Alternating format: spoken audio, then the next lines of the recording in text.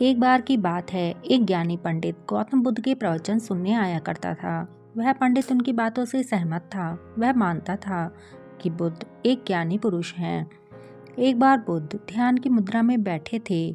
वह उनके पास आया और उसने बुद्ध से पूछा, कृपया आप मुझे बताएं कि ईश्वर है या नहीं। मेरी आपसे प्रार्थना है कि आप मेरे सवाल का मुझे जवाब दें। बुद्ध के बारे में यह कहा जाता है कि वह कभी भी किसी को किसी प्रश्न का जवाब सीधा नहीं देते थे। उनके हर जवाब में एक रहस्य होता। पंडित ने कहा कि मुझे ईश्वर के बारे में आपसे जानना है कि ईश्वर है या नहीं। बुद्ध उसकी बात सुनकर मुस्कुराए और फिर उससे बोले, ठीक है, मैं तुम्हारे सवाल का जवाब जरूर दूंगा, लेकिन उससे पहले तुम्हें मेरे कुछ सवालों का जवाब देना होगा। पंडित ने कहा, मैं बिल्कुल आपके प्रश्नों का जवाब दूंगा, आप कृपया पूछ। बुद्ध ने कहा, क्या तुम सूर्य को मानते हो?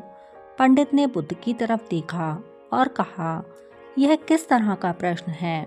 मैं क्या कोई छोटा बच्चा हूँ जो आप मुझसे बच्चों वाला प्रश्न पूछ रहे हैं? सूर्य तो साक्षात प्रकट होता है, पूरी दुनिया को रोशनी देता है।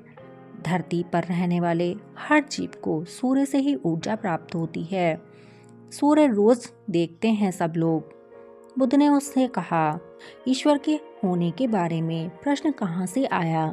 क्योंकि जिस प्रकार सूर्य हमारे सामने है, उसके होने का कोई प्रश्न नहीं होता। तब ईश्वर के लिए यह सवाल क्यों उठा?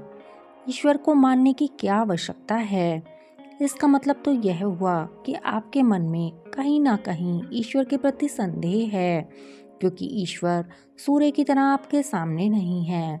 आप ईश्वर को भी बुद्धि से ढूंढने के लिए निकले हो, और बुद्धि केवल उन्हीं बातों को मानती है जो उनके सामने दिखाई देता है। ईश्वर कभी भी आपको प्रत्यक्ष रूप में सामने दिखाई नहीं देगा, लेकिन अगर दिख जाए तो वह ईश्वर नहीं होगा। बुद्ध ने कहा, तुम ईश्वर को मानते हो या नहीं? असल में यह प्रश्न ही गलत है, और गलत प्रश्न का सही उत्तर कैसे दिया जा सकता है? इसलिए अगर इस गलत प्रश्न के पूछे जाने पर और अगर किसी के उत्तर दिए जाने पर, तो वह उत्तर भी इस प्रश्न की तरह ही गलत होगा। पंडित बुद्ध की बातें सुनकर थोड़ा भ्रमित हो गया। उसने कहा, बुद्ध, आप किस तरह की बातें कर रहे हैं?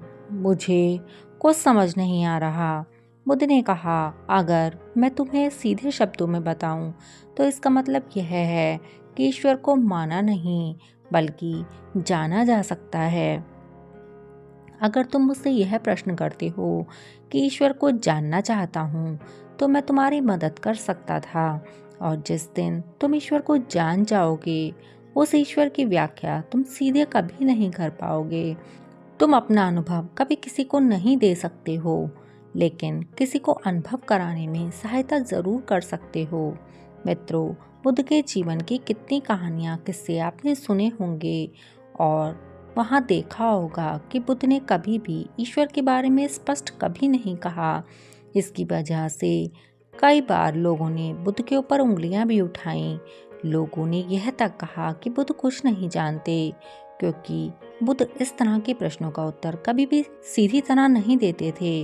वह हमेशा इस तरह के प्रश्नों से बचा करते, क्योंकि ईश्वर और आत्मा के संबंध में कोई उत्तर दिया ही नहीं जा सकता, और अगर कभी देना भी पड़े तो वह उदाहरण के माध्यम से उसे समझाने का प्रयास करते थे, क्योंकि ईश्वर और आत्मा के संबंध में कोई उत्तर दिया ही नहीं जा सकता।